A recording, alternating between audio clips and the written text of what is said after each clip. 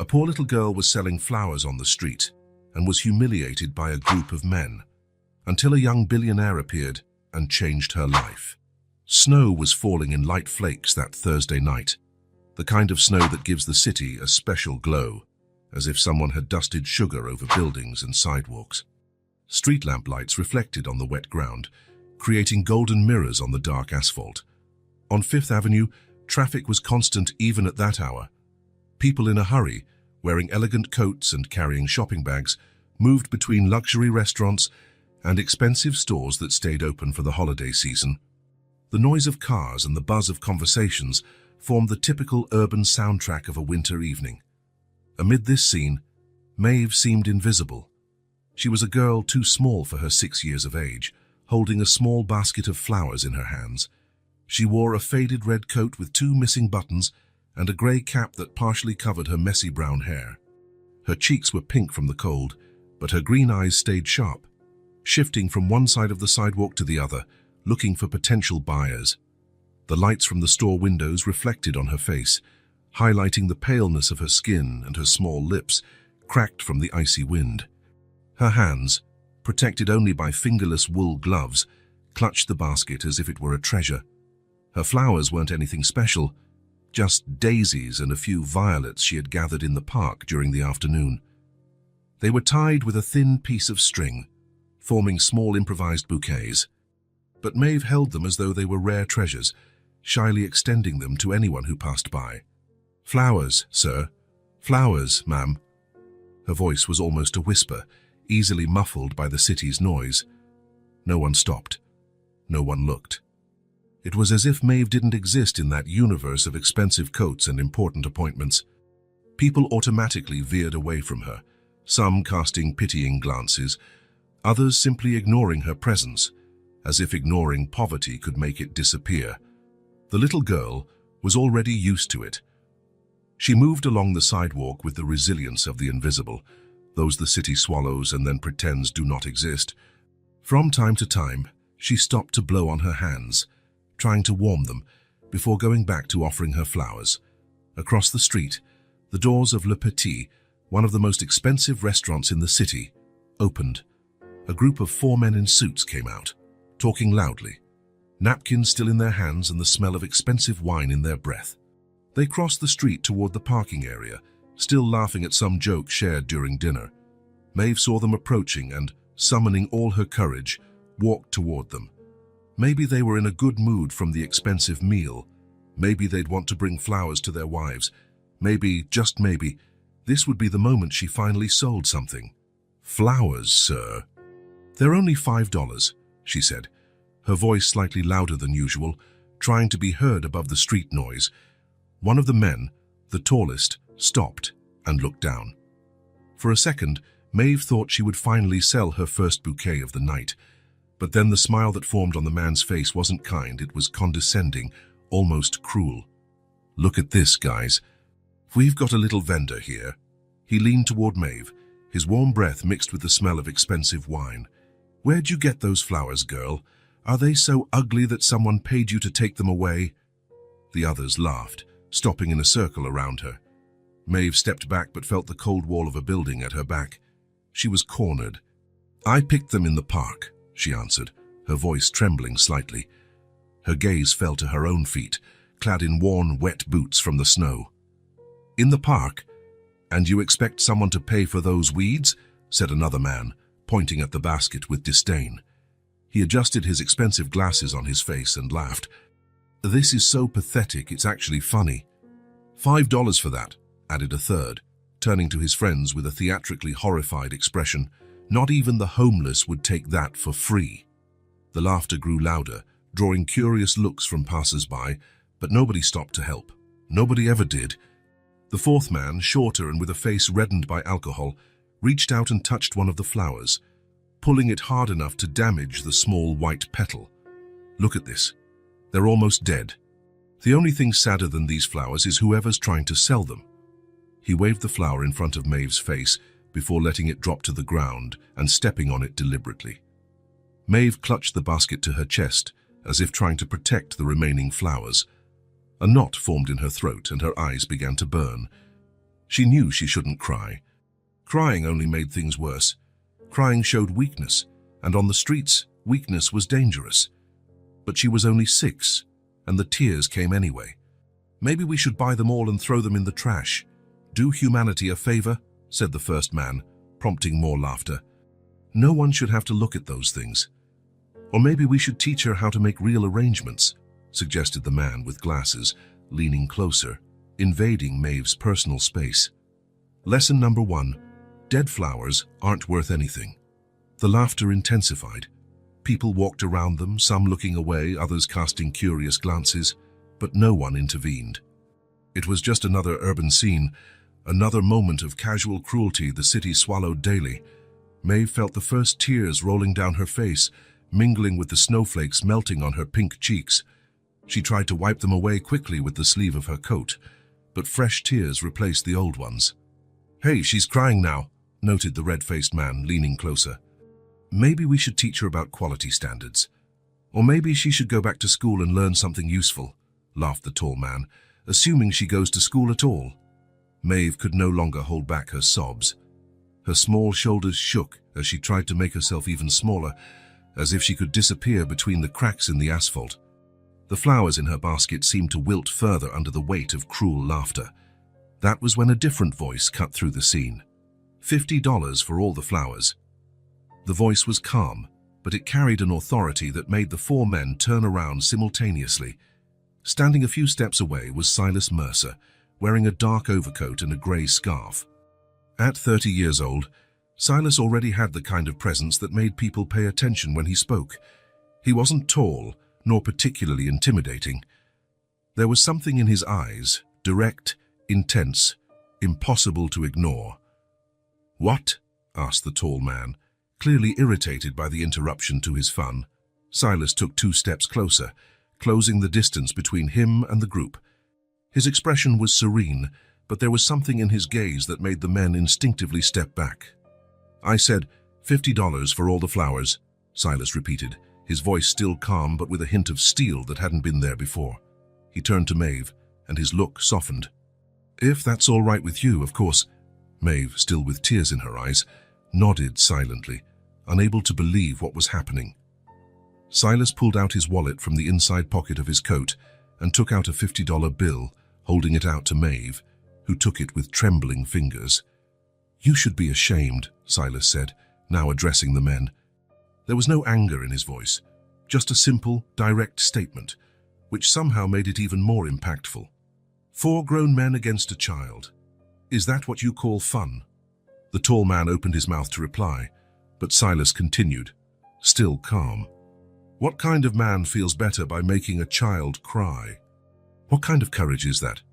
He shook his head, as if pondering a particularly disappointing riddle. Look at yourselves. Expensive suits, luxury watches, coming out of a restaurant where you probably spent more on a meal than this girl sees in a month, and yet you need to put down a child to feel superior. The silence that followed was heavy. The 4 men now looked uncomfortable, avoiding direct eye contact with Silas or Maeve. Some people passing by slowed their pace, watching the scene unfold. "Hey, we were just joking," the man with glasses finally mumbled, adjusting his tie as if it had suddenly become too tight. "Yeah, just a joke," added the red-faced man, already taking a step back. "We didn't want to hurt anyone." "A joke?" Silas repeated, raising an eyebrow. "Interesting. It just doesn't look very funny to her, does it?" He gestured toward Maeve, who was still pressed against the wall, holding her now empty basket against her chest like a shield. "Look, man, we don't need this," said the tall man, clearly annoyed but also uneasy. "Let's go, guys." "Yeah, we should go," as one of the others agreed quickly. "It's late." They began to walk away, muttering among themselves. One of them glanced back briefly, as if to say something else, but changed his mind when he met Silas's unwavering gaze. "It was just a joke," repeated the tall man as he moved off, as if he needed to convince himself as much as the others. Silas waited until they were far enough away before turning fully to Maeve. He kneeled so he was at her eye level, keeping a respectful distance. "Are you all right?" he asked gently. Maeve nodded, still clutching the $50 bill as if she couldn't believe it was real. Her green eyes studied Silas with caution, but also with hesitant gratitude. "Thank you," she whispered, her voice almost inaudible. "No need to thank me," Silas replied with a soft smile. "Actually, I should be thanking you. I've been looking for flowers all day and couldn't find any as pretty as yours." A small smile appeared on Maeve's face, brief but genuine, before disappearing again behind years of street-learned caution. "It's cold out here," Silas commented, noticing how she trembled slightly. "There's a coffee shop on the corner. Would you like to have some hot chocolate before going home? They serve the best marshmallows in town." The girl hesitated, studying Silas's face as if looking for any sign of danger or deceit. The street had taught Maeve that kindness rarely came without a price. But there was something in this stranger's eyes, a simple honesty, a genuine compassion, that made her nod timidly. "I like hot chocolate," she said, her voice small but a little steadier. The warm corner coffee shop was cozy, with amber lights creating a golden glow over dark wooden tables. The warmth enveloped Maeve like a hug as soon as she entered, making her realize just how cold it was outside. The smell of cinnamon and chocolate filled the air, blending with the aroma of freshly ground coffee. Silas chose a table near the window where they could watch the snow falling outside. He helped Maeve remove her damp coat and hung it carefully on the chair next to his own overcoat. "2 hot chocolates, please," Silas said to the waitress when she approached. "With extra marshmallows," he added, giving Maeve a conspiratorial look. A shy smile appeared on the girl's face, the first Silas had seen, before it quickly vanished behind that cautious expression that seemed strangely mature for someone so young. "So," Silas began after the waitress walked away, "you like flowers?" It wasn't a question, but Maeve nodded anyway. "My favorite is the daisy," she said after a moment, her voice so soft Silas had to lean in to hear. "They're strong. They grow anywhere."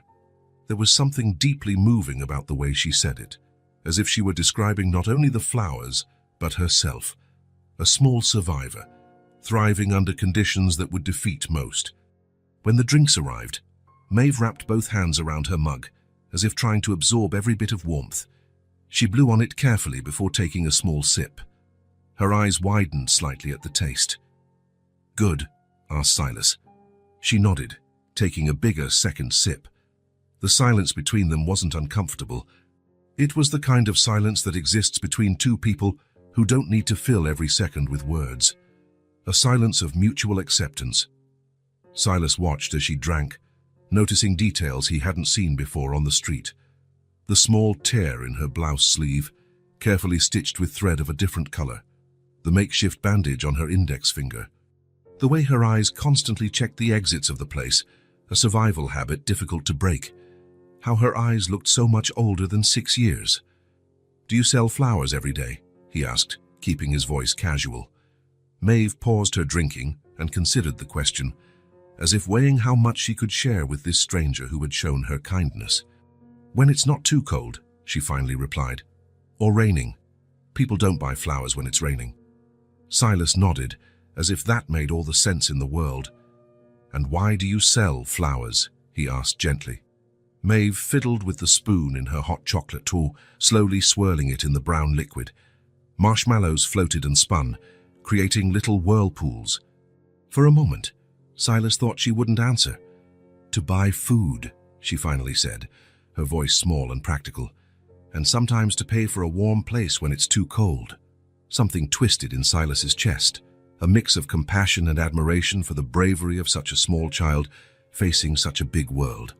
"I see," was all he managed to say. They finished their hot chocolate in silence. Silas wanted to ask more where she lived, if anyone was taking care of her, why she was out alone selling flowers on a cold winter night. But there was something in the way Maeve guarded herself, the caution she maintained even as she relaxed slightly over the hot chocolate, that made him respect her boundaries. "Thank you for the hot chocolate," Maeve said when she was finished, neatly folding the napkin by her empty mug. "And for the flowers." "It was my pleasure," replied Silas. "Would it be too forward to ask your name?" She studied him for a moment before answering. "Maeve." "That's a beautiful name," he said, smiling. "I'm Silas." She nodded, as if memorizing that information. "I need to go now," Maeve said, sliding off the chair, her empty basket in hand. Silas wanted to ask where she was going, if she had a safe place to stay, if someone looked after her. But something about the way she carried herself, independent, careful, stopped him. "It was nice meeting you, Maeve," he simply said. "Thanks again," she replied, then added almost as an afterthought, "and for making them stop." Before Silas could respond, she put on her faded red coat, adjusted the cap over her brown hair, and walked out the door, disappearing into the night. He watched her through the foggy window, her small figure becoming less distinct as the snow continued to fall, until she vanished completely into the shadows and darkness. Silas stayed seated there for a moment, the empty mug in his hands. Something had changed inside him. The image of that small girl selling flowers in the cold, all alone in an indifferent world, was burned into his mind. On his way home, he couldn't stop thinking about her green eyes that seemed to carry the weight of the world, about her small hands that should have been playing with toys, not tying flowers to sell in the cold, about her soft voice that talked about buying food with a frightening maturity for her age. As he entered his quiet, empty apartment, Silas realized that the emptiness he had felt for years seemed different now, sharper, more painful, as if he had suddenly become aware of how comfortable his life was, and at the same time how devoid of purpose. A little flower seller had changed something inside him, without even trying. The question now spinning in his mind was what he would do about that change. Silas fell asleep thinking about wilted flowers and green eyes, about hot chocolate and falling snow, about how the world can change completely in the span of a single night. 3 weeks had passed since that night on Fifth Avenue.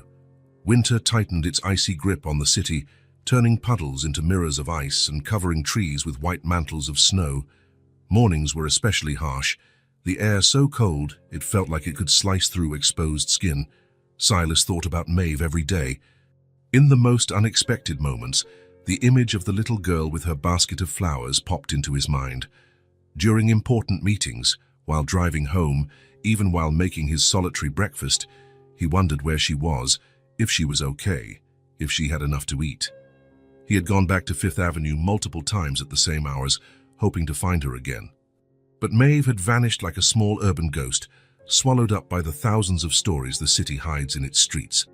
That Saturday morning, the sky was clear, though the cold remained bitter. Silas decided to walk through Madison Square Park for no particular reason other than to escape the walls of his apartment. The park was nearly empty at that hour. Few ventured out in such low temperatures. That's when he saw her. Maeve was crouched near a flower bed, digging in the snow with bare fingers, looking for something. Her red coat seemed even more faded under the bright morning light, and her grey cap had slipped slightly, revealing messy brown hair. Silas stopped, as if he'd hit an invisible wall. For a moment he just watched the girl, noticing how her fingers were red from the cold, how she occasionally blew on them to warm them before going back to digging in the snow. He approached slowly, not wanting to startle her. "Hello, Maeve," he said softly when he was only a few steps away. The girl lifted her head quickly, her green eyes wide with alarm. For an instant, she looked ready to run. Then recognition lit her face. "Mr. Silas," she said, her voice almost a whisper. Silas felt a wave of relief at being recognized. "You remember my name." "You remembered mine," she replied simply, as if that explained everything. "What are you looking for?" Silas asked, indicating the little hole she had dug in the snow. Maeve hesitated, as if considering whether to share her secret. "Winter flowers," she finally said. "Sometimes they grow beneath the snow. They're really rare and really strong." Silas felt something tighten in his chest. The image of a small child digging through the snow for rare flowers, with bare, reddened fingers, seemed oddly symbolic. "Can I help?" he offered, kneeling beside her, not caring that the snow soaked his pants. Maeve shrugged, but shifted slightly to the side, making room for him. They dug in silence for a few minutes. Silas noticed her hands weren't just red, but also covered in small cuts and calluses, hands that worked far more than they should for someone so young. "You're not selling flowers today?" he asked casually. "Too cold," Maeve replied, not looking up. "People stay inside when it's like this." And the flowers die too quickly. She said it without self-pity, just a practical observation about the world around her. I've been hoping to find you again, Silas said after a pause. I came back to that spot several times. Maeve looked at him then, her green eyes studying his face as if searching for something specific. Why? She finally asked. The question caught Silas off guard. Why, indeed? He himself wasn't entirely sure. How do you explain to a stranger, let alone a child, that a brief encounter had left such a deep mark?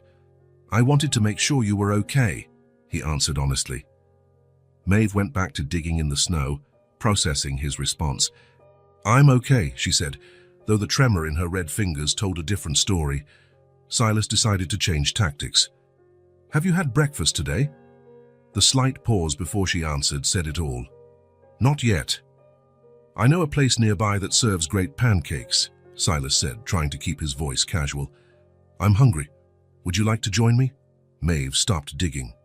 Her eyes met Silas's again, and he could see the internal battle, the need versus caution, hunger versus the street-learned distrust. Do they have real maple syrup? She finally asked, her small voice. Silas smiled. The best in the city. She considered for another moment, then nodded slowly. All right. Maple Morning, just 2 blocks from the park, was cozy, with red leather booths and polished wooden tables.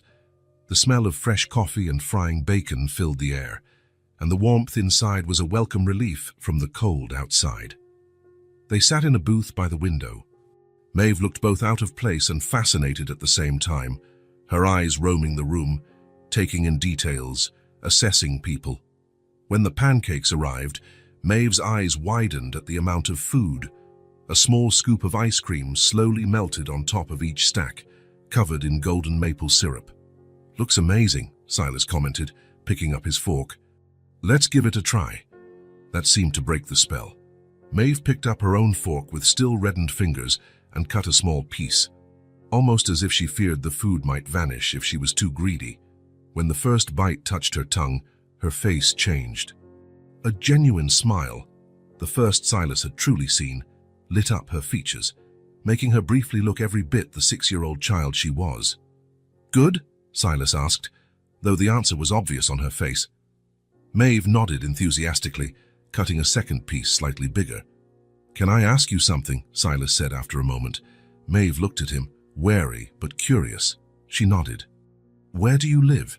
The girl lowered her gaze, staring at the table. Her small fingers traced invisible patterns on the polished surface. Different places, she finally replied. Sometimes the shelter on 28th Street, but they don't let you stay during the day, only at night. And they have lots of rules. And when you're not at the shelter? Silas asked gently. Maeve shrugged. I find places. There's a spot behind the laundromat that's warm because of the machines, and the library lets me stay inside when it's really cold, if I stay quiet. She said it as though it were completely normal for a 6-year-old to navigate the city's survival system alone. And your parents? Silas hesitated, not wanting to push but needing to understand. Something shifted in Maeve's face, a shadow passing through her green eyes, a slight hardening of her lips. My mom's gone, she said simply. She got very sick, and then she was gone. To heaven. That's what the lady at the shelter told me. Silas felt his heart clench. I'm sorry, Maeve. It's okay, she replied, with that resignation that had no place in a child so young. It's been almost a year. And your dad? Silas asked, though he suspected the answer. Never met him, Maeve said, without emotion. It was just me and Mom, and now it's just me. The words hung between them, simple and devastating in their stark truth. I should go back to the park, Maeve said, looking out at the sun climbing higher in the sky. Can I come with you? Silas asked. I'd like to see if we can find those winter flowers. Maeve studied him for a moment, as if gauging his sincerity. If you want, she finally said, but it's boring. Just digging in the snow. I don't think it would be boring, Silas answered honestly, and so began a routine that, over the following weeks, would become the center of Silas's life. Every day, he met Maeve in Madison Square Park. On weekdays, it was late afternoon after he left work, On weekends, they met in the morning and spent hours together. They always started with a meal. Silas noticed how Maeve gradually began to eat more, how color slowly returned to her cheeks, how her eyes became brighter. In the park, he accompanied her on her expeditions. They searched for flowers hidden under the snow, watched birds, fed squirrels. Maeve knew every corner of the park, every secret hiding spot, every place where urban wildlife gathered. Silas discovered she had never been to school. Her mother had taught her the basics.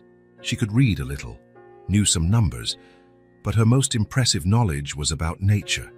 She identified birds by their songs, knew the habits of the park's small animals, recognized which plants could survive the harsh winter.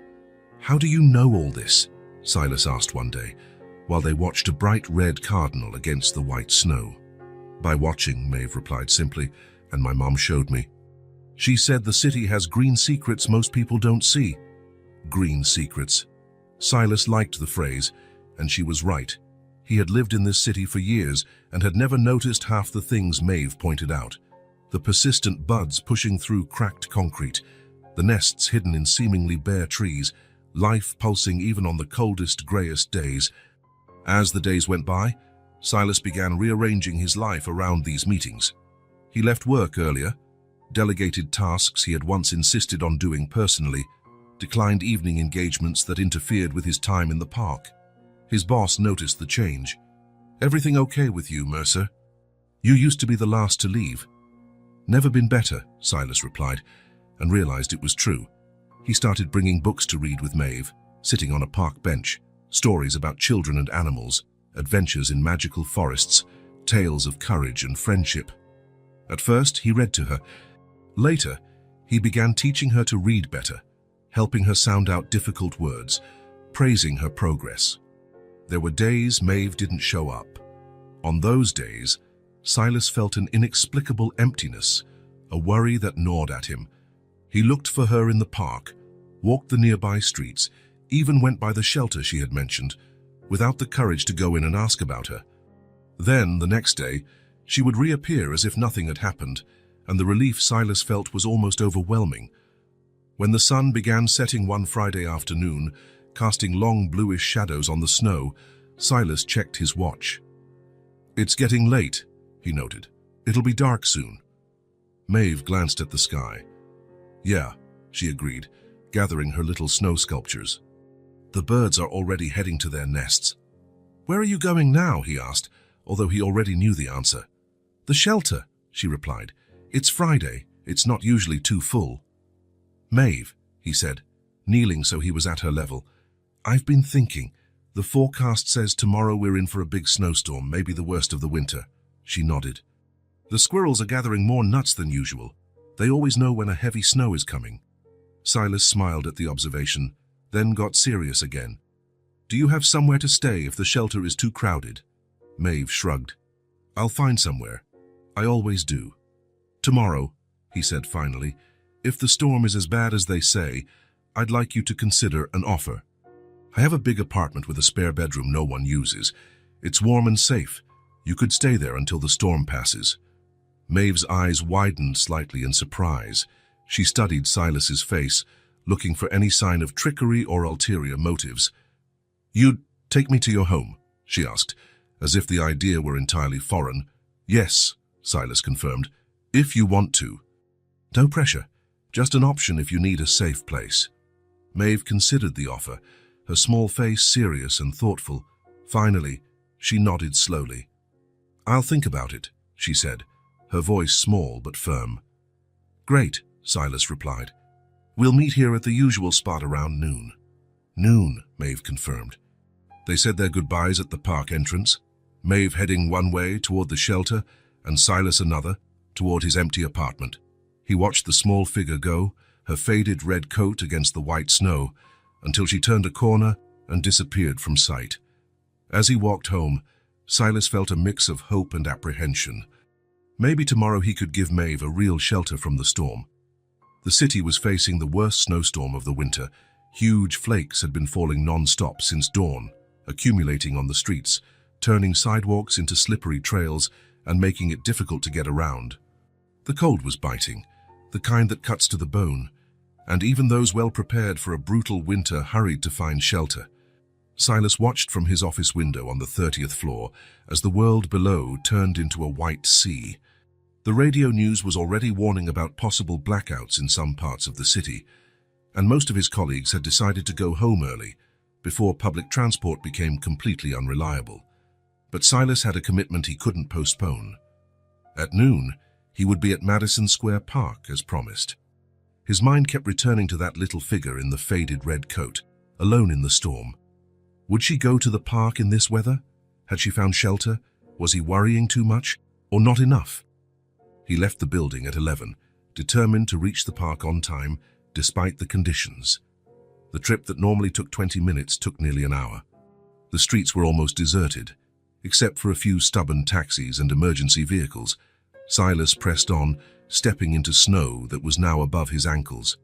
The park looked surreal under the storm. The trees, covered in white, looked like ghostly figures against the grey sky.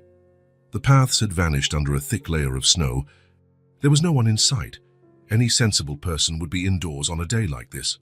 Silas headed to the spot where he usually met Maeve, near the now frozen fountain. His stomach dropped when he didn't see her there. He looked around, hoping to spot some sign of her, but the park seemed completely abandoned. He should have known. No one would come to a park in a storm this severe. He was about to leave when he noticed a small movement under a nearby tree. Approaching, he discovered a makeshift shelter, branches carefully intertwined to form a structure that, though rudimentary, provided some protection from the falling snow. And inside that shelter, curled up like a small animal, was Maeve. "Maeve!" Silas exclaimed, rushing over. "What are you doing here in this weather?" The girl looked up, her green eyes shining against the pallor of her face. "You said noon," she replied simply, as if it were obvious she'd be exactly where they agreed, regardless of conditions. Silas felt a wave of emotion, admiration for her determination, worry at seeing her out in the cold, guilt for not being more explicit. "I said if the storm was bad, you could stay at my apartment," he explained. "I didn't imagine you'd come to the park in this weather." Maeve shrugged. "A promise is a promise," she said, something in her voice suggesting that promises were rare and precious in her world. "You're right," Silas agreed, offering his hand to help her out of the shelter. "And I keep my promises. Let's get home before we end up buried in snow." He noticed how she flinched slightly at the word home, as if the concept were both strange and appealing. She took his hand, her small fingers ice-cold against his. Out on the street, Silas tried to hail a cab, but after 15 minutes with no luck, he decided they would have to walk. His apartment was about 20 blocks away, normally a comfortable distance but challenging in the current conditions. "Think you can walk that far?" he asked Maeve, worried about her small legs in the deep snow. She gave him a look that was almost amused. "I walk around the city every day, Silas. I can walk." He smiled. "Of course you can." But even so, bending down, he offered, "How about a ride on my shoulders? At least until we get past the worst parts." After a moment's hesitation, Maeve agreed, and soon she was perched on Silas's shoulders, her small hands gripping his hair to steady herself. The walk was slow and arduous. The snow kept falling, limiting visibility and making each step a challenge. But Silas barely noticed the physical discomfort. He focused on the small presence on his shoulders, the almost imperceptible weight, the occasional whispered comment about something she observed, the implicit trust in how she gradually relaxed against him. Silas's apartment was on the 10th floor of a nice building on the Upper East Side. It wasn't ostentatious, but it certainly indicated comfort and financial stability. The doorman raised his eyebrows on seeing Silas enter with a child on his shoulders, but had the good sense not to ask questions. Inside, the heating was immediate and welcome. Silas gently lowered Maeve, and she stood in the middle of the living room, looking around with wide eyes. The space was large and well lit, even on a grey day like this. Elegant but comfortable furniture, artwork on the walls, a bookshelf filled with books, a completely different world from hers. "Would you like a hot bath?" Silas asked, noticing her wet clothes from the snow. "Then maybe we can eat something." Maeve nodded, still absorbing her surroundings. Silas's bathroom was almost the size of the shelter where she sometimes slept. The tub filled quickly with warm water, and he added a bit of bubble bath, something he'd bought on impulse and never used. "The water's warm, not too hot," he explained. "Can you undress on your own?" Maeve nodded, a bit of color returning to her cheeks. "I'll leave some towels here, and one of my t-shirts for you to wear after. Take as much time as you need. I'll be in the kitchen making something warm to eat." He closed the bathroom door, giving the girl her privacy, but stayed nearby, ready to help if she needed anything. In the kitchen, Silas prepared a simple vegetable soup, carrots, potatoes, onions, whatever he found in the fridge. The aroma soon filled the apartment, bringing a feeling of normalcy to a situation far from ordinary. After about 20 minutes, Maeve appeared at the kitchen door. Silas's t-shirt looked like a dress on her, reaching down to her ankles. Her freshly washed hair was combed back, and her cheeks were slightly pink. She looked both smaller and older at the same time, a contradiction Silas had noticed before. "I feel better," she said, her voice still soft but stronger. "The soup's almost ready," Silas replied, motioning to the kitchen table already set for two. "Have a seat." They ate in silence for a few minutes. Silas watched how Maeve carefully held the spoon, how she blew on each spoonful before bringing it to her lips, how she briefly closed her eyes at the warmth of the soup slipping down her throat. "Is it good?" he asked. Maeve nodded enthusiastically. "The best I've ever had." Silas doubted that it was a simple soup made in a rush, but her comment warmed him in a way even the heating couldn't. "They say the storm will last a few days," he said casually. "They're advising everyone to stay home." Maeve looked at him, a silent question in her eyes. "You can stay here," Silas said, answering the unspoken question. "I have a spare room I don't use. Actually, I've never used it." "Why do you have a room you don't use?" Maeve asked, her childlike curiosity finally emerging after the shock of the cold. Silas shrugged. "When I bought the apartment, I figured I might need it someday, for guests, maybe. Or," he didn't finish the sentence, "for a family he never formed. For children he never had." After the meal, Silas took Maeve to that spare room.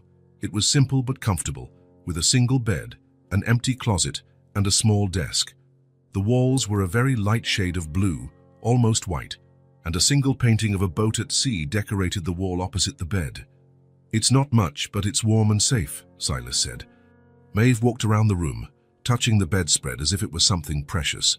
"It's perfect," she said, her voice almost inaudible. Silas made the bed with clean sheets and an extra blanket. He found an old pair of pajamas that had shrunk in the wash and still looked huge on her, but at least they were better than just his t-shirt. "If you need anything during the night, my room's right next door," he explained. "Don't hesitate to call me." Maeve nodded, sitting at the edge of the bed, her feet dangling above the floor. For a moment, she seemed like she wanted to say something, but then just murmured good night and lay down, pulling the blanket up to her chin. Silas turned off the light, leaving only a small lamp on. "Good night, Maeve," he said, closing the door partially. He didn't expect to sleep much that night, worried as he was about his little guest. The storm still raged outside, lashing at the windows, but inside the apartment it was warm and quiet. Eventually, the fatigue of walking through the snow overcame him, and Silas fell asleep. He woke the next morning to the weak winter sunlight, trying to pierce the still heavy clouds. For a moment, he felt disoriented. Then the memories of the previous day came rushing back. He got up quickly and headed to the guest room. The bed was empty, perfectly made. A wave of panic seized him. Had she left already, in that storm? "Maeve," he called, stepping into the hallway. "Here," came her voice from the living room. Silas found Maeve sitting on the floor near the bookshelf, leafing through one of his books. She was still wearing the borrowed pajamas, her brown hair messy in a way that somehow felt right in a home setting. "Good morning," he said, relief evident in his voice. "Did you sleep well?" Maeve nodded. "Your bed is really soft. Are you hungry? I can make pancakes." Her eyes lit up. "Can I help?" And so Silas found himself teaching a 6-year-old how to make pancakes on a stormy morning. Maeve was an attentive helper, watching every step, asking questions, eager to try it herself. There was a surreal normality to the scene, as if they had done this hundreds of times before. The storm lasted 3 days. During that time, Maeve and Silas settled into a quiet routine. He worked on his laptop in the mornings while she explored the bookshelf. In the afternoons, they played board games Silas dug out of a closet or watched movies he deemed suitable for her. He taught her how to play chess and was surprised at how quickly she learned the rules. When the storm finally subsided and the streets began to be cleared, Silas expected Maeve to say something about leaving, but she didn't, and he, secretly relieved, didn't bring it up either. A week went by. Maeve was still sleeping in the guest room. Silas had bought her clothes, nothing fancy, just the basics. She'd organized her few belongings in the dresser, and the desk was now covered in drawings she made during the day. One Sunday afternoon, while Silas was making lunch, Maeve appeared in the kitchen holding a picture frame. "Who's this?" she asked, showing a photo of a middle-aged woman with a gentle smile and the same brown eyes as Silas. He stopped what he was doing, a bit surprised. The photo usually stayed in his bedroom, on the nightstand. Maeve must have gone in while he was busy. "That's my mother," he replied, taking the frame. "She passed away a long time ago." Maeve moved closer, studying the photo more closely. "She looks kind." "She was," Silas said, sitting at the kitchen table. Maeve sat beside him. "The kindest person I've ever known." "Were you little when she went away?" Silas nodded. "I was 8, not much older than you." Maeve's eyes went a bit wide. "Like my mum?" "Yes," Silas agreed. "Like your mum." There was a moment of silence, not uncomfortable, but laden with a mutual understanding that went beyond words. "What happened after?" Maeve finally asked. "When she went away?" Silas took a deep breath. He hadn't talked about this in years. "My dad took care of me. He is a busy man, very focused on work. He did his best, but it wasn't the same." "You missed her?" It wasn't a question, but Silas answered anyway. "Every day. I still do." Maeve gently touched the photo. "Me too. I miss my mom." "Of course you do," Silas said softly. "And you always will. That's not bad, you know. It means the love we feel for them is still here." He touched his own chest. Maeve mimicked the gesture, placing her small hand over her heart. Her eyes were moistened, but she didn't cry. "Can I put the photo back?" she asked, carefully picking up the frame. "Sure," Silas replied. "Or, if you'd like, we can put it in the living room. That way you can see it whenever you want." Maeve thought for a moment, then nodded. "I'd like that." Together, they found a spot on the living room bookshelf for Silas's mother's photo. It was a small adjustment in the apartment, but it meant something bigger, a recognition of a shared history, a common loss, an understanding that went beyond words. That night, when Silas checked on Maeve before bedtime, he found her still awake, gazing out the window at the snow-covered city. "Everything okay?" he asked, stopping at the door. Maeve turned. "Silas, do you think it's possible to have 2 mums, one in heaven and one in your heart?" The question caught him off guard, but he answered honestly, "I think our hearts have room for many people we love, whether they're here or not." She seemed satisfied with that answer and got into bed. Silas pulled the blanket up over her and wished her good night. As he left the room, he realized something fundamental had shifted between them. The bond that began on that winter night on Fifth Avenue had deepened into something stronger, more permanent, and he knew, with a certainty he couldn't explain, that Maeve would not return to the streets. This room, which had stayed empty for so long, had finally found its purpose. 3 months had passed since the big snowstorm. Winter was finally giving way to a timid spring, with small green buds emerging in parks and flower beds around the city. Silas's apartment, once neatly organized and somewhat impersonal, now had unmistakable signs of Maeve's presence. A pair of colorful sneakers in the hallway, children's books on the living room shelf, drawings pinned to the refrigerator with magnets. The routine they had created worked surprisingly well. Silas took Maeve to school in the morning, a small private institution that agreed to enroll her mid-year after a few phone calls and a generous donation. In the afternoon, he picked her up and they spent the rest of the day together doing homework, cooking, or just talking about the little events of the day. But Silas's corporate life was entering a critical phase. The investment firm where he worked was negotiating a major merger, and as CFO, his presence was indispensable. Long days at the office became inevitable, and for the first time since Maeve had arrived, he found himself needing to stay at work beyond her school dismissal time. "I'm going to have to stay late at the office the next few days," Silas announced over dinner, trying to sound casual. "Maybe until 9 or 10 at night." Maeve froze with her fork halfway to her mouth. Her green eyes, always so expressive, revealed something Silas couldn't fully decipher. Surprise, fear, resignation. "That's okay," she said, turning her attention back to her plate, her voice small and controlled. "I'll be fine alone." "No, you won't be alone," Silas corrected quickly. "I found someone to stay with you. Miss Parker. She's a student teacher and comes highly recommended." Maeve nodded, still not looking up. "Have you done this before?" "What? Hired a babysitter?" "No." She finally lifted her eyes. "Left me with someone." The question hit Silas like a punch. There was so much unsaid in those simple words, so much fear. She had been abandoned before. Part of her expected it to happen again. "No, Maeve, I've never done this before," he answered, choosing his words carefully. "And I'm not leaving you. I'm just working late, and I'll come home every night. Miss Parker will be here just to make sure you're safe and cared for while I'm gone. It's temporary." She nodded again, processing the information with the seriousness she reserved for important matters. "Do you promise you'll come back every night?" "I promise," Silas said, realizing he had never made a promise with such conviction. Miss Parker arrived on Monday after school.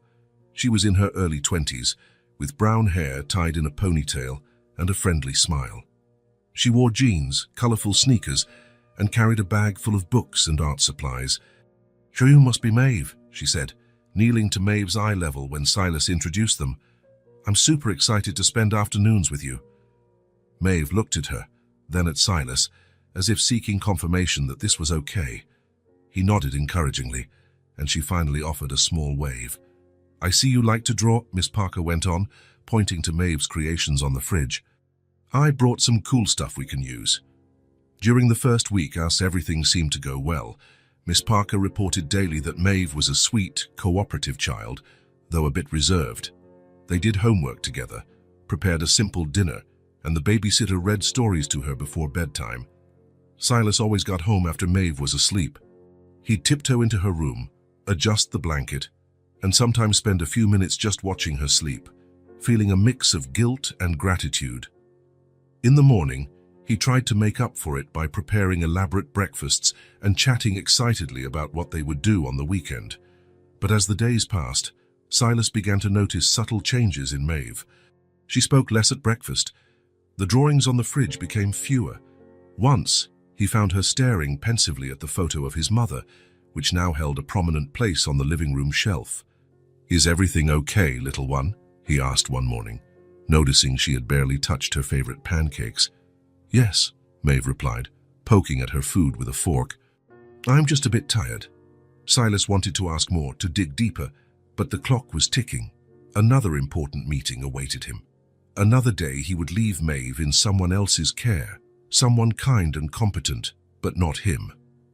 "We can talk more tonight," he promised, planting a quick kiss on top of her head. "I'll try to come home earlier, okay?" Maeve only nodded, not lifting her gaze from the plate. But he didn't manage to come home earlier that night, nor the following one. The merger was reaching a critical stage, and every minute seemed essential. By the time he finally got home, late at night, Miss Parker was reading or working on her own studies in the living room, and Maeve had been asleep for hours. Almost 2 weeks had passed like this when Silas finally managed to leave the office at 6 on a Thursday. He had delegated some tasks, rescheduled meetings, done whatever it took to have an evening at home with Maeve. Opening his apartment door, he was greeted by the sound of laughter coming from the kitchen. Miss Parker's cheerful voice mixed with a quieter laugh he recognized as Maeve's. For a moment, he just stood there, listening to that rare and precious sound. "Silas," Maeve exclaimed when she saw him enter the kitchen. "You're early." There was surprise in her voice, but also a strange hesitation, as though she didn't quite know how to react to his unexpected presence. "I managed to leave sooner today," he explained, setting his briefcase on the counter. "I thought we could have dinner together." "We were baking cookies," Miss Parker said, brushing flour from her hands onto her apron. "Maeve is an excellent kitchen helper." The evening went by peacefully. They finished baking cookies, had dinner, and Miss Parker left early.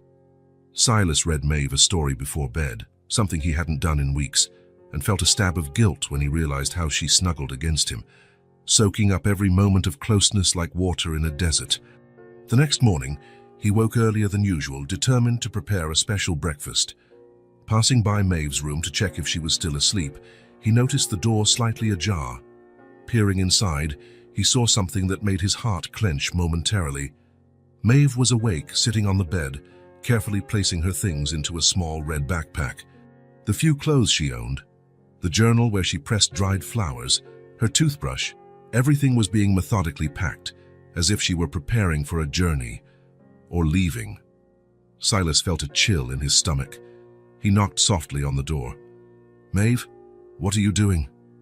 The girl jumped, looking at him with wide eyes, as if caught in the act. I was just... Her hands froze on the backpack, uncertain. Silas stepped into the room and sat on the edge of the bed. "Looks like you're packing your things to go somewhere," he said calmly, despite the rising panic in his chest. Maeve lowered her gaze to the backpack, then to her hands. "I don't want to be a burden," she finally said, so softly Silas almost didn't hear. "A burden," he repeated, genuinely confused. "Why would you be a burden?" "You're never home anymore," she answered, still not looking at him. "You have to pay someone to stay with me. I know you have important things to do at work." "Maeve," Silas said, feeling a lump in his throat. "Look at me." She slowly raised her eyes, and what Silas saw in them broke his heart. A mix of resignation and acceptance no 6-year-old should ever have. "You're not a burden. You could never be," he said firmly. "If I've been away a lot, that's my mistake, not yours, and I'm going to fix it. I don't want to mess up your life," she insisted. "You were happy before I came along. You had your job, your clean apartment, and—" "No," Silas interrupted gently. "I wasn't happy, Maeve. I existed.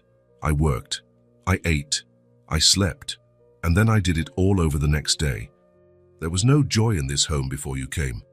He looked around the room at the drawings on the walls, the little objects they'd collected on their outings in the park, the sense of life and purpose she had brought.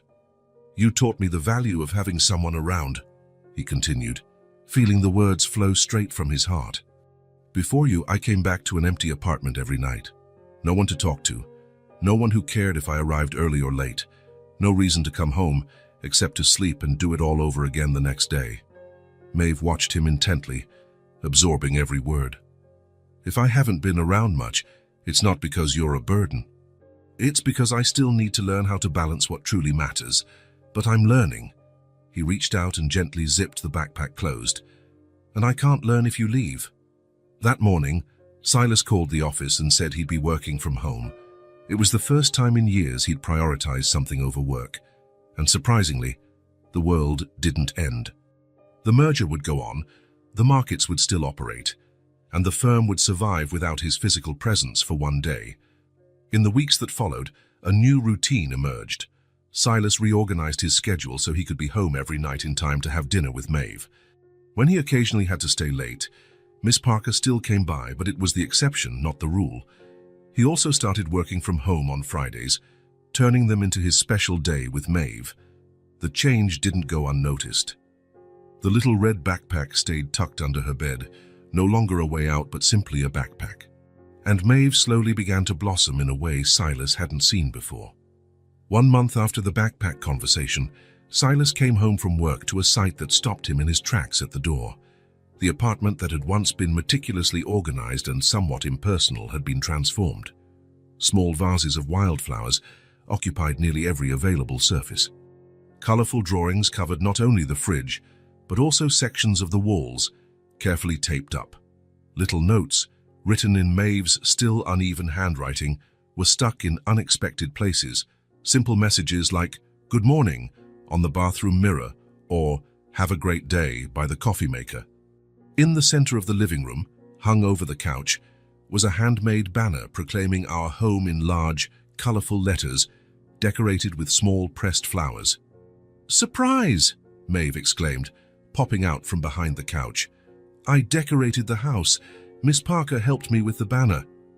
"What is all this?" Silas asked, genuinely astonished as he looked around. "You said I made this house better," Maeve explained, suddenly a bit nervous. "So I thought I'd do more, make it feel more like home." Silas glanced around the apartment, taking in every detail. This place that once reflected only his solitary, work-centric life now pulsed with color, life and personality. Maeve hadn't simply adapted to his home, she had transformed it completely.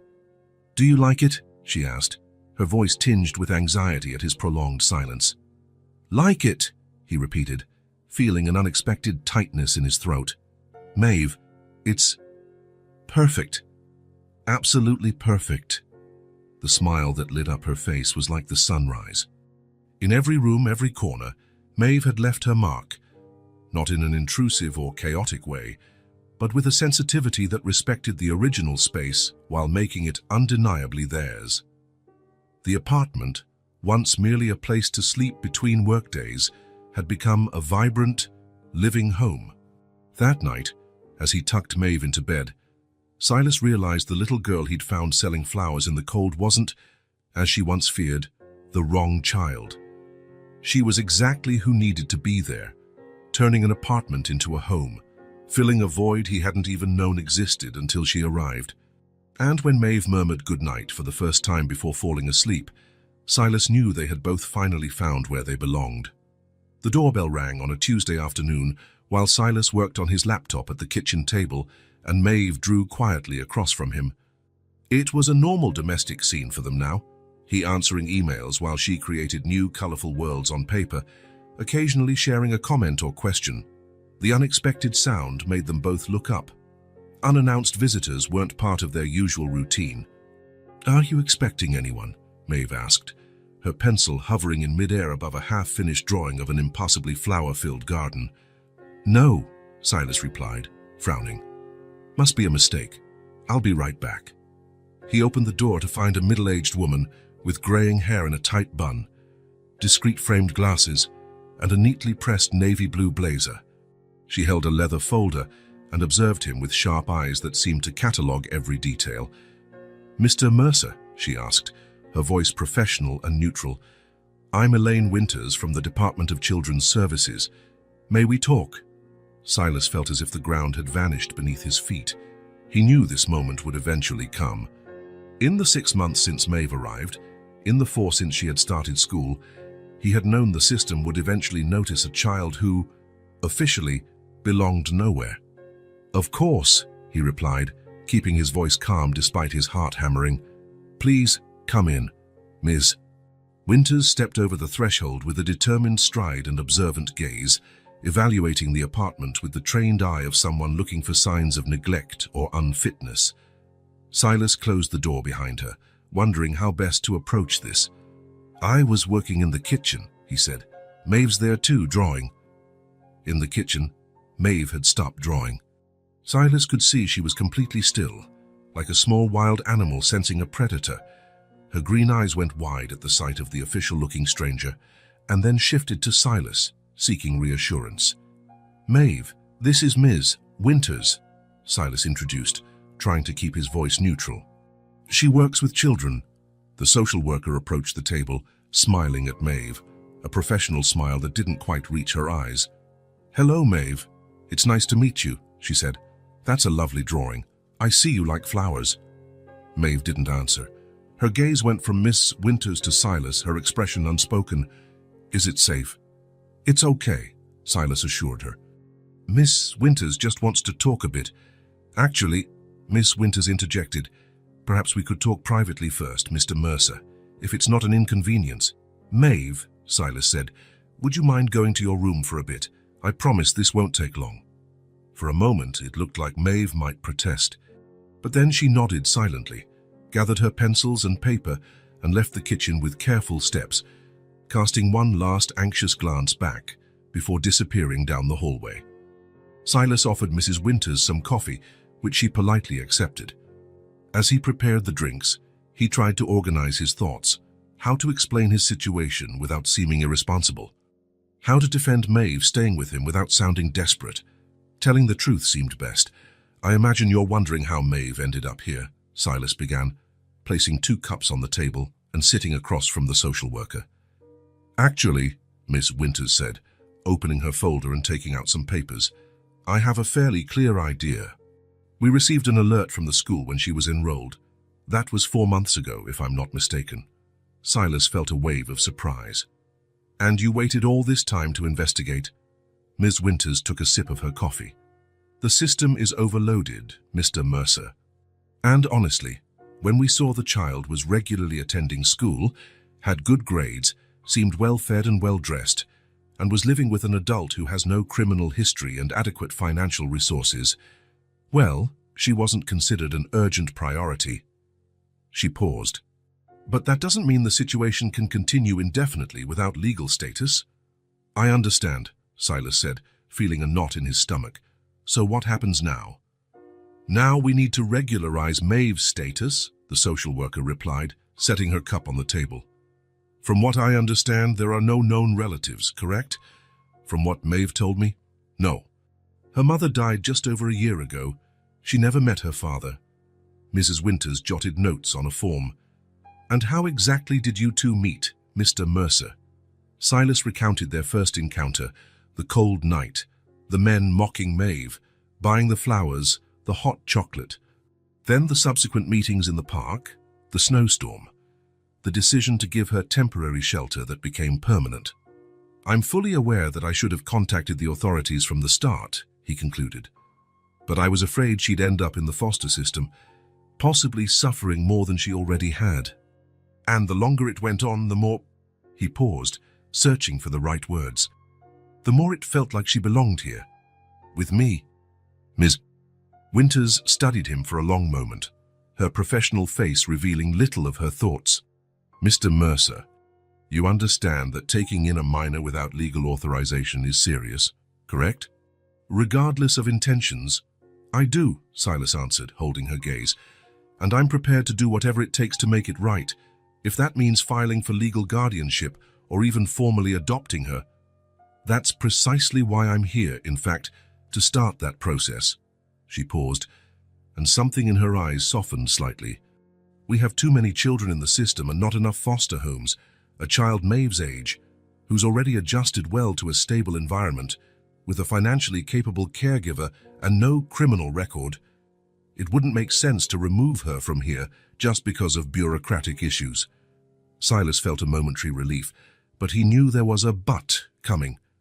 "However," Ms. Winters continued, "that doesn't mean we can ignore legal procedures. You'll need to apply for temporary legal guardianship, undergo a formal home evaluation, a more thorough background check, interviews, and a supervision period before we can proceed to a formal adoption request. Even if everything goes smoothly, we're talking at least 6 months, possibly longer. And in the meantime, can Maeve stay here?" "Yes, as long as preliminary visits raise no concerns." Mrs. Winters took out more papers from her folder. "Here are the initial forms you'll need to fill out. There's a list of required documents at the end." Silas nodded, looking at the stack of paperwork. "And what are my chances of being granted permanent custody in the end?" Ms. Winters closed her folder before answering, "As long as you meet all the requirements and no unexpected problems arise, I'd say they're good. But Mr. Mercer, remember Maeve's well-being is the priority. If at any point we determine a different arrangement would be better for her, that's the route we'll take." It was a veiled warning, and Silas understood it clearly. Nothing was guaranteed. Miss Winters then asked to speak briefly with Maeve alone. "Standard procedure," she explained. Silas reluctantly agreed and called Maeve back to the kitchen, explaining that Mrs. Winters wanted to talk to her while he waited in the living room. The next 10 minutes felt like an eternity. Silas could hear the low murmur of voices coming from the kitchen, but couldn't make out any words. When the door finally opened and they both emerged, Maeve's face was completely blank, the carefully neutral mask she wore when dealing with complex emotions. "Well, I think that's all for today," Ms. Winters said, heading to the door. "Thank you for your cooperation, Mr. Mercer. I'll come back in 2 weeks for a formal home visit." When the door closed behind the social worker, a heavy silence filled the apartment. Maeve lingered in the hallway, her eyes fixed on some distant point. "Maeve?" Silas called gently. "Are you okay? What did she ask?" The girl shrugged, still not looking at him. "Stuff. If I like it here. If you're good to me. If I want to stay. And what did you say?" "The truth." She finally looked at him, her green eyes unreadable. "Can I go to my room now? I'm tired." During dinner, she remained quiet, answering Silas's questions with one-word replies, pushing her food around more than eating it. When he tried to explain about the guardianship process, saying it was just a formality to ensure she could stay officially, Maeve only nodded, her face carefully neutral. "You don't need to worry," Silas assured her. "It's just a process we have to go through. In the end, everything will be fine." "Okay," she answered, her voice small and distant. That night, Silas had trouble sleeping. Something about Maeve's behavior worried him deeply, but he couldn't put his finger on it. After hours of tossing and turning, he decided to check if she was sleeping well. Opening Maeve's door quietly, he was greeted by a jolt of alarm. The bed was neatly made but empty. The curtains fluttered in the breeze at the open window, and the little red backpack was gone. Maeve had run away. Panic seized Silas instantly. He raced through the apartment, checking every room, calling her name, already knowing he was alone. On the fridge, held by a magnet, he found a note written in Maeve's uneven handwriting. "I'm sorry. It's better this way. Thank you for everything." Silas dressed quickly and rushed out into the cold spring night, his heart pounding painfully. There was only one place she might go at a time like this, the place where everything had begun. The park was silent and empty at that late hour, the trees casting elongated shadows beneath the streetlights. Silas walked rapidly along the familiar paths, his eyes scanning every bench, every bush, every hidden corner. He found her exactly where they had met the second time, crouched near the flower bed where she used to look for her winter flowers. But it wasn't winter anymore, and instead of snow, small green sprouts poked timidly through the damp earth. "Maeve," he called softly, so he wouldn't startle her. She looked up, her eyes wide in the darkness. The small red backpack was beside her, and she was hugging her knees to her chest. "Go away," she said, her voice trembling. "Please, just go away." Silas stepped closer and knelt on the ground to meet her eye to eye. "I can't do that, little one. I can't just leave you here. It's better this way," she insisted, tears starting to fall. "It's better to leave before they take me, before they say you can't keep me." "No one's going to take you from me," Silas said firmly. "That's why we're going through this process, to make sure you can stay." "You don't know," she exclaimed, her voice rising. She asked if I remembered my mom's name, where we used to live, if I was sure we had no relatives. What if they find someone? What if they decide I can't stay with you?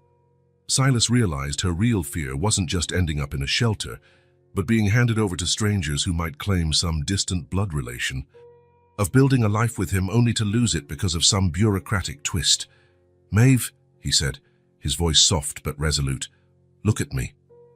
Reluctantly, she lifted her tear-filled eyes. "I'm not going to let you slip out of my life," he said, each word clear and steady. "No matter what happens, no matter who shows up, I'll fight for you. With every resource I have, with all my strength, because you're my family now." Tears rolled freely down her cheeks. "Promise?"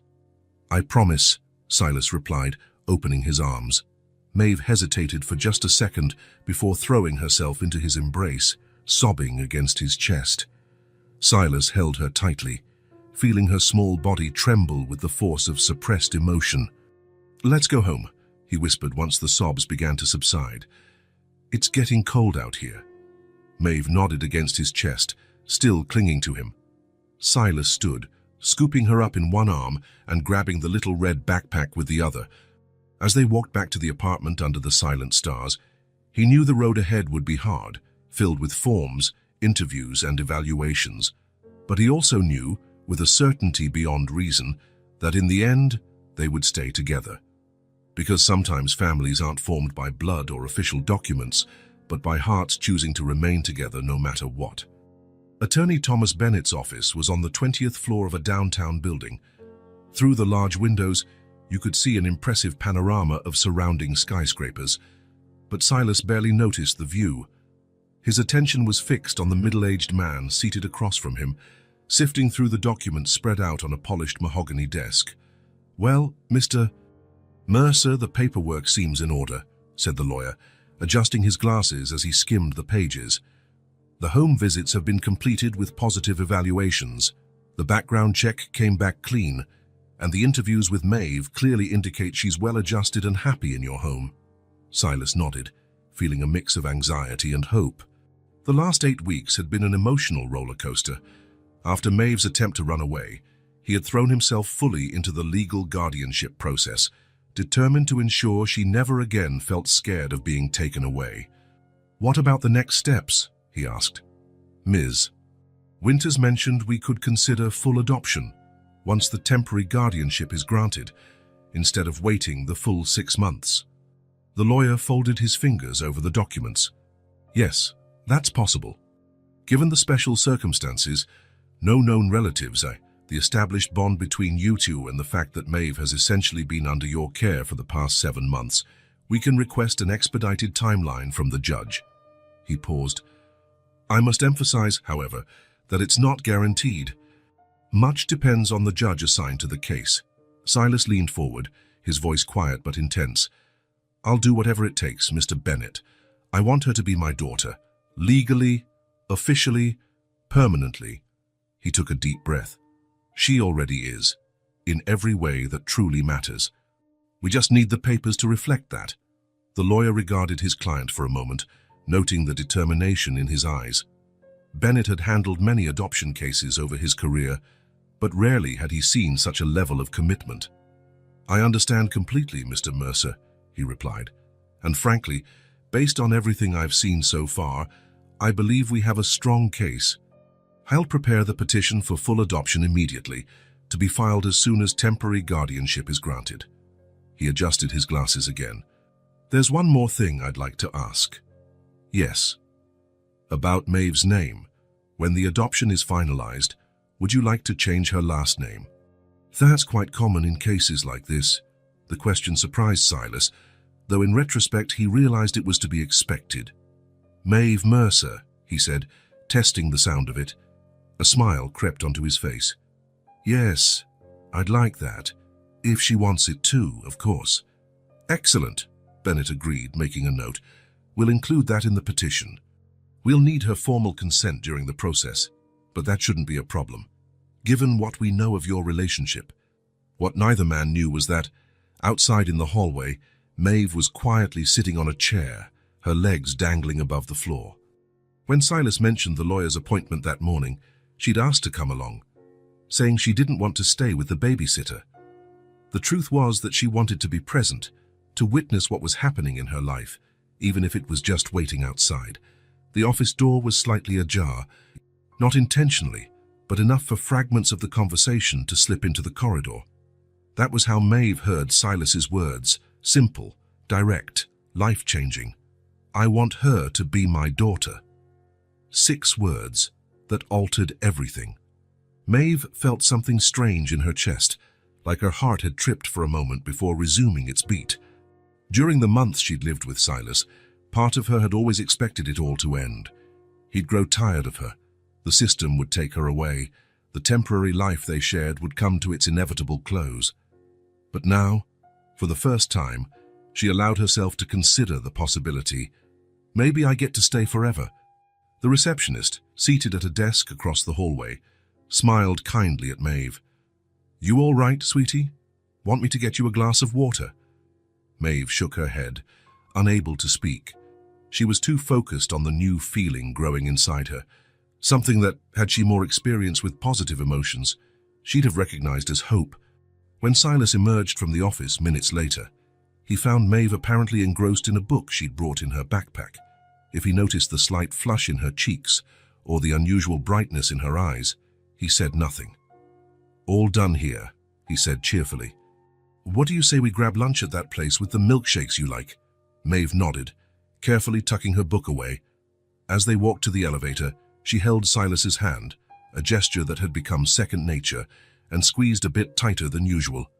The call came the next morning, while Silas was making breakfast and Maeve finished getting ready for school. "Silas," said the voice on the other end, authoritative and to the point, "I need to see you in my office this morning. Urgent matter." Edward Mercer, at 60, was the epitome of a successful executive. As founder and CEO of Mercer Financial, he ran one of the city's most respected investment funds with the same iron discipline he applied to every aspect of his life.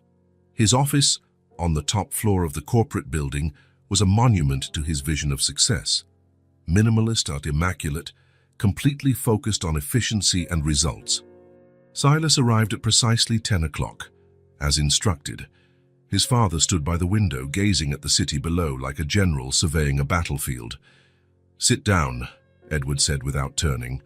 Silas obeyed, watching his father's straight back, the perfectly trimmed grey hair, the broad shoulders beneath an Italian suit tailored to fit. Even in his 30s, with a well-established career and an independent life, Silas sometimes felt like a boy in his father's presence. "I got an interesting phone call yesterday," Edward began, finally turning to face his son. "Thomas Bennett.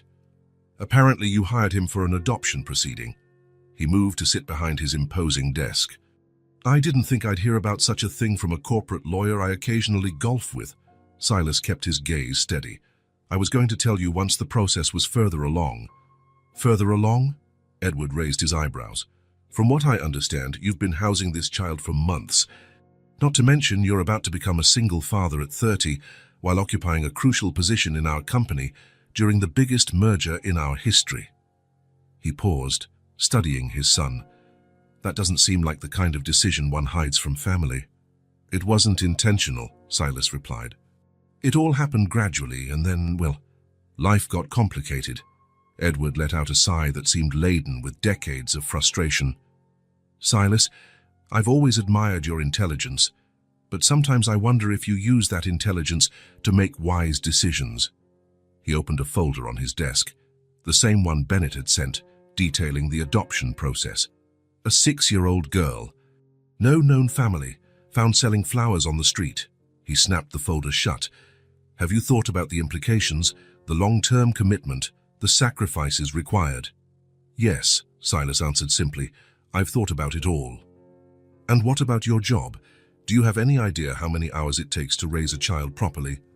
Hours that will be taken away from your career, from your future at this company." Edward leaned forward, lowering his voice. "Are you willing to throw your career away for a child?"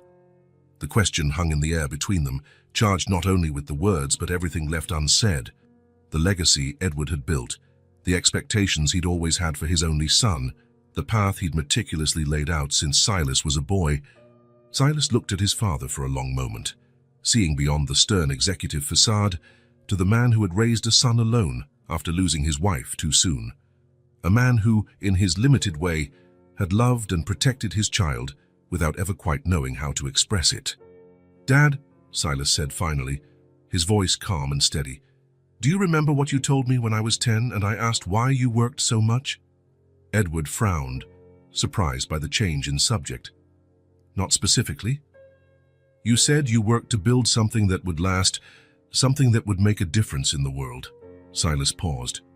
"Maybe we have different interpretations of what making a difference means, but meeting Maeve, caring for her, watching how she grows each day, that changed my perception of what really matters." "Silas." "I inherited Mom's good heart," Silas continued, gently cutting him off. "And with that heart, I'm going to make a difference in her life. Just like you, in your own way, made a difference in mine." Edward leaned back in his chair, his expression unreadable. For a moment it seemed like he would snap back, as was his habit when challenged. But something in Silas's eyes, a quiet determination, a certainty beyond logic, made him hesitate. "You've already made your decision," Edward finally said, not as a question but a statement. Yes, Silas confirmed. Maeve needs me. And, to my surprise, I discovered I need her too. Silence settled between them, not the tense silence of their usual disagreements, but something different, almost reflective. Your mother would have liked her, Edward said suddenly, surprising Silas. It was rare for his father to bring up his late wife unprompted. She always had a soft spot for lost causes and wounded hearts. Maeve isn't a lost cause, Silas replied firmly. She's just a child who needs a home. Edward studied his son for a long moment, as if seeing him in a new light. Well, he said at last, I suppose we'll need to adjust your workload to accommodate your new responsibilities. He cleared his throat, resuming a pragmatic tone. I'll talk to Richardson about reallocating some of the less critical projects, and maybe we can arrange for partial remote work. Silas blinked, momentarily stunned by this unexpected shift. That would be really helpful, he managed. Don't think this means I fully agree with your decision, Edward added quickly, but if you're determined to go through with it, I'd rather you do it with the right support. He paused. And maybe I should meet this girl at some point. She'd like that, Silas said, feeling a lump in his throat. She loves hearing stories about family. Edward gave a brief nod, then picked up another document on his desk, a clear sign the personal conversation was over and business awaited.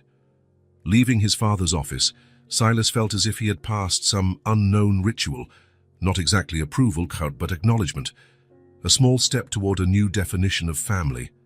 That afternoon, picking Maeve up from school, he noticed a subtle change in her, a contained excitement, a barely hidden anticipation in her eyes. During dinner, she asked about what it was like when Silas was little, about his mother, about growing up in the Mercer family. Later, as he helped her brush her teeth before bed, Maeve finally asked with a studied casualness, how long does it take for the papers to be ready, the ones you talked about with the lawyer? Silas nearly dropped the toothbrush. You heard my conversation with Mr. Bennett? Maeve nodded, a faint blush coloring her cheeks. The door was a tiny bit open. Silas sighed, unable to scold her when he himself had a long history of eavesdropping as a child. Well, he explained, first comes the temporary guardianship, which should be granted in the next few weeks. Then, if all goes well, we can start the full adoption process, which might take a few more months. Maeve took in the information with her trademark seriousness. And when it's done, she continued, staring at the sink, I'll have your last name, like other dads and kids. If you want, Silas replied gently. Maeve Mercer. Sounds nice, doesn't it? She nodded, a small smile tugging at the corner of her lips. I guess maybe I'll stay, she said, almost to herself. Maybe I really will stay.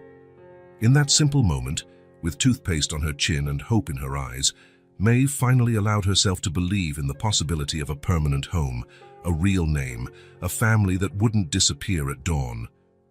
Family Court was surprisingly quiet that Wednesday morning. Silas had expected bustling hallways, raised voices, and the tense atmosphere he associated with legal proceedings. Instead, there was an almost reverent calm, as though the building itself recognized the solemnity of bonds formed and broken within its walls. He and Maeve were seated on a polished wooden bench outside the courtroom. She swung her legs, which didn't reach the floor, wearing a sky-blue dress chosen especially for the occasion. Her brown hair was braided elaborately by Miss Parker that morning, decorated with small white artificial flowers that resembled tiny daisies. Are you nervous? Silas asked, noticing how she kept smoothing the hem of her dress. Maeve shrugged, an expression that on any other 6-year-old might suggest indifference, but on her indicated she was processing intense emotions. What if the judge says no? She finally asked, her voice so soft Silas had to lean in. He won't say no, Silas replied with a confidence that went beyond the lawyer's assurances. We have everything we need, Ms. Vanter's reports are excellent, and all the paperwork is in order. Maeve nodded, but her gaze remained on her hands. Besides, Silas continued, leaning closer to whisper conspiratorially, I heard Judge Collins has a soft spot for stories like ours, especially if they involve little flower sellers. That finally earned a timid smile. You're making that up.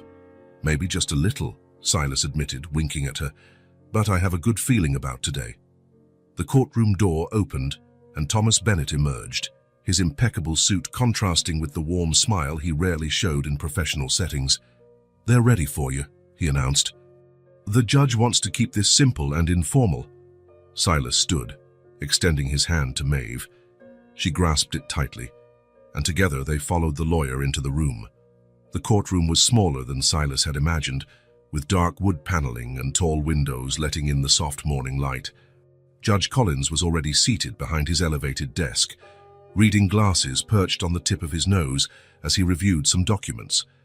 He was a kindly-looking man, with thick white hair and bushy eyebrows that rose in acknowledgement when they entered. The hearing was surprisingly brief. Judge Collins reviewed the documents, asked Silas a few direct questions, and chatted kindly with Maeve. He seemed particularly interested in how they'd met and in Maeve's school progress. Well, he finally said, peering over his glasses, I see no reason to prolong what is clearly a beneficial arrangement for all involved. He picked up his pen and signed the document in front of him with a flourish. By the authority vested in me by the state, I hereby declare Maeve to be your daughter, Mr. Mercer, with all the rights and responsibilities that entails. And so, in less than 30 minutes, what began with a little girl selling flowers in the snow and a lonely man seeking meaning beyond work ended in the formation of a new family, formally and legally recognized. Outside the courthouse, under an exceptionally blue autumn sky, Silas, Maeve, and Bennett said goodbye to Miss Winters, who shook Silas's hand firmly. Congratulations, she said, with more warmth than she'd shown on any of her official visits. This is the kind of outcome we strive for. Once everyone else had left, Silas kneeled before Maeve, pulling an official envelope from his suit pocket. This is for you, he said, handing it to her. It's your copy. With near-reverent care, Maeve opened the envelope and took out the adoption certificate. Her eyes traveled over the official text, the seals, the signatures, but mostly over the name printed in dark, formal letters, Maeve Mercer. It's official, she murmured, touching the letters as if verifying they were real. I have a real last name now. You've always had a real name, Silas said gently, but now we share the same one. Maeve kept studying the document for a few more moments, her small face serious. Then, without lifting her gaze, she asked in a voice so soft it nearly got lost in the street noise, Can I call you Dad now?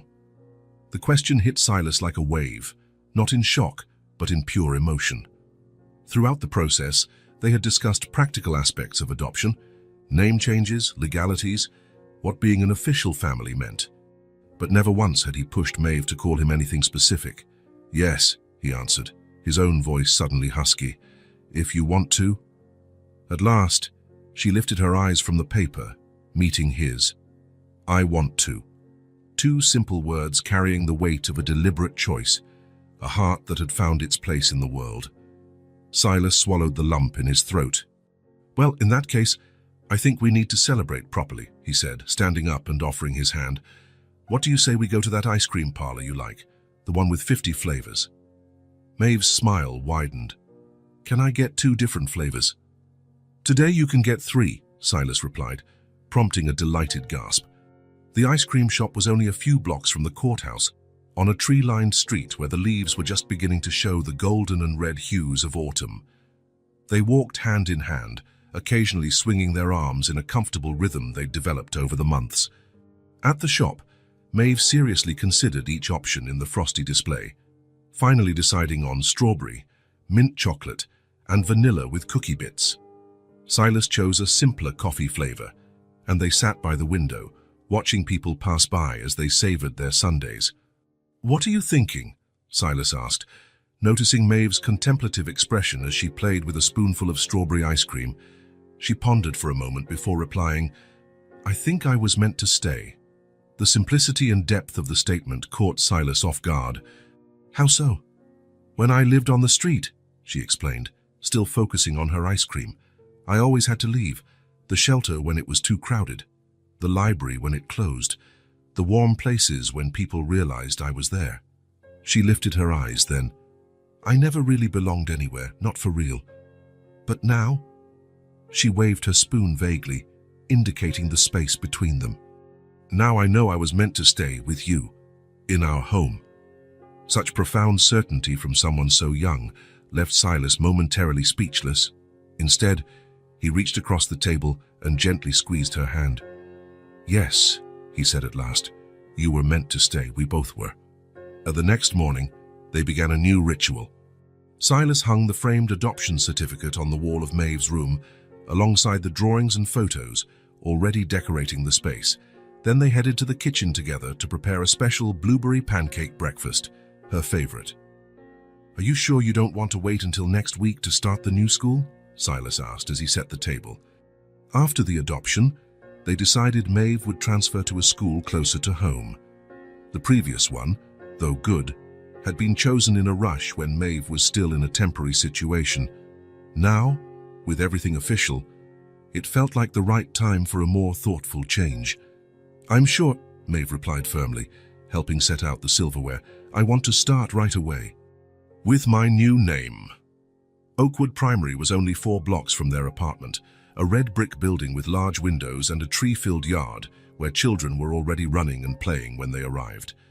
Maeve wore her new uniform, a plaid skirt, white shirt and navy blue blazer, and carried a backpack they'd picked out together, embroidered with small flowers.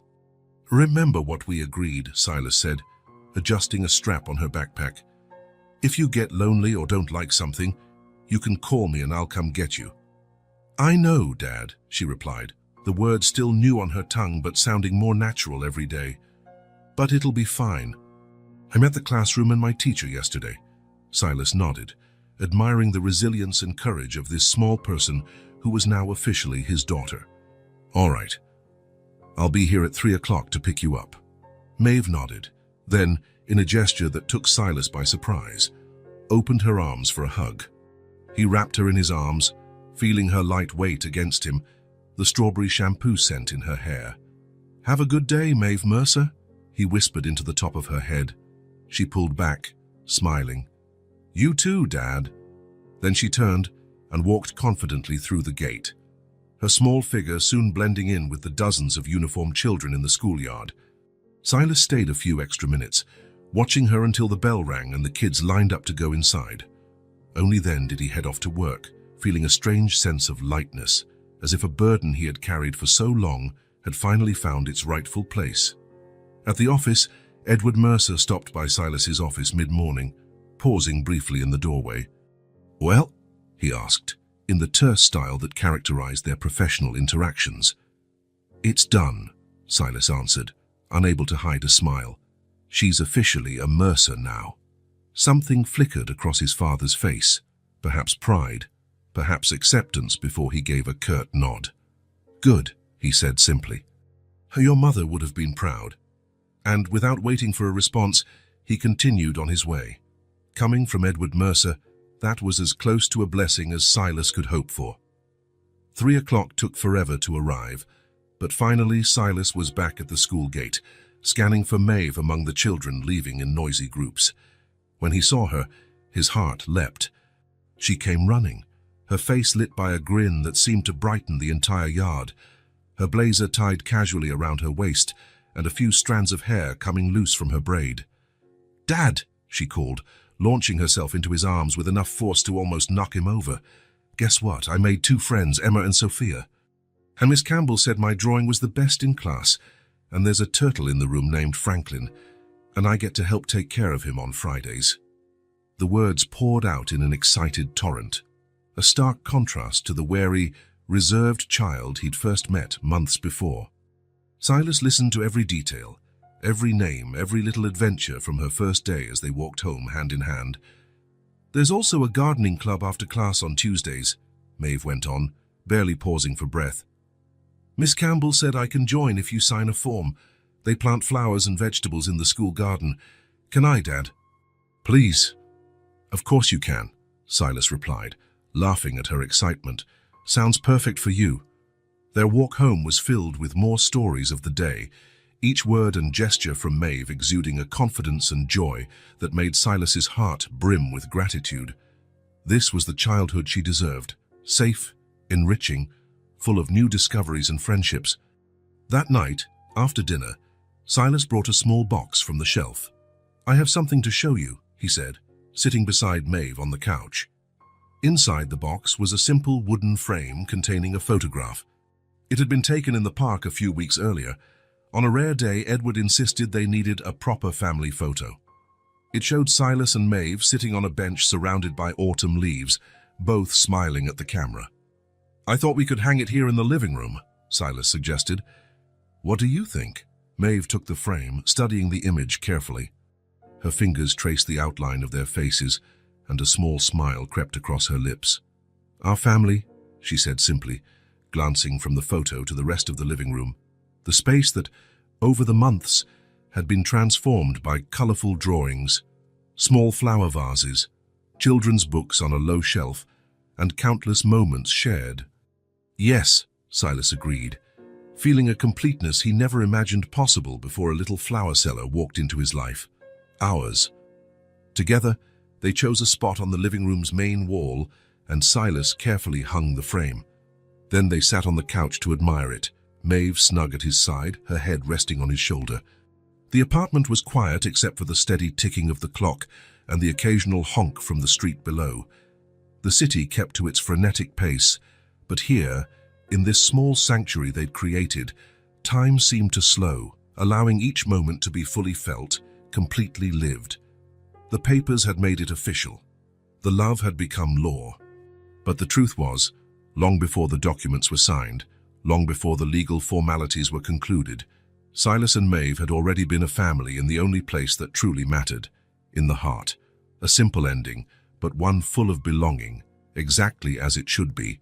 If this story touched your heart, subscribe to the channel and turn on notifications so you don't miss the next ones. Leave a like, because it helps this story get recommended to more people. See you in the next story.